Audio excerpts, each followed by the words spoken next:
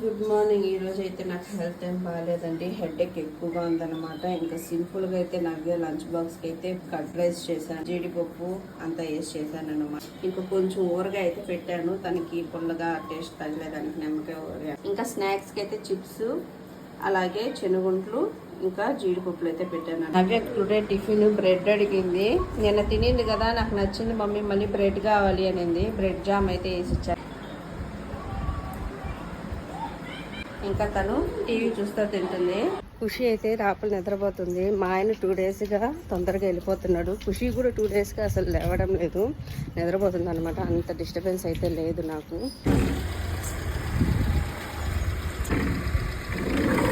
కానీ వ్యాన్ దగ్గరికి వదిలితే రోజా పూలు అయితే వచ్చాయి, తీసుకున్నాను. 40 రూపీస్ అంటే ఈ ప్యాకెట్. ఏమి లేదు. అయితే